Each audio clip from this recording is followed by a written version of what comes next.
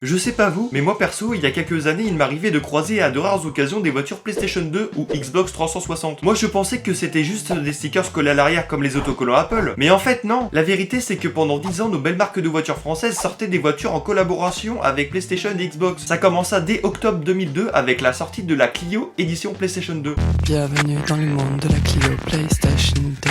Facilement distinguable avec son logo sur le haillon. D'ailleurs, si c'est que ça qui vous intéresse, sachez qu'il y en a un en vente sur le Bon Coin. Il y a aussi ce type de documentation. D'ailleurs, j'ai réussi à m'en procurer une. Autrement, selon certaines sources, cette Clio était vendue avec un chéquier de bon d'achat pour la console, des jeux et des accessoires. Et ouais, la console n'était même pas vendue avec la bagnole. Pour ça, il faudra attendre juin 2003 avec la Renault Clio RS PS2, qui était limitée à 200 exemplaires, reconnaissable avec ce logo PS2 sur l'aile avant gauche et arrière droit. Le pack PS2 vendu avec était donc lui aussi limité à 200 exemplaires. Si bien qu'à ma connaissance, il y a que 2 photos de ce pack dispo sur internet. Là, je pense tout de suite à mes amis fans d'Xbox, car effectivement, en octobre 2006, c'est la Peugeot 206 Xbox 360 qui fait son apparition sur les routes. Celle-ci, au moins comparée aux autres, est largement plus distinctive. Non seulement avec son logo sur le haillon, mais surtout avec ses sièges Xbox et ses filets latéraux aux couleurs de la console de Microsoft. Et ce sera au tour de Citroën en mars 2009 qui proposera sa Citroën C-Crosser édition PSP, limitée à 500 exemplaires. Avec, je vous le donne en 1000, un joli logo sur le haillon, elle était vendue avec la PSP Slim & Light. 2 jeux, une memory stick duo de 4 Go, mais aussi une carte de téléchargement pour 3 films sur le site canapplay.com, qui deviendra plus tard MyCanal. Et pour finir, il y avait un système de fixation pour appui-tête pour pouvoir regarder des films durant des longs trajets. Alors là, pour le coup, impossible de trouver des traces de ce pack sur internet, contrairement au prochain, qui lui est sorti en mars 2012 avec la Citroën C3, édition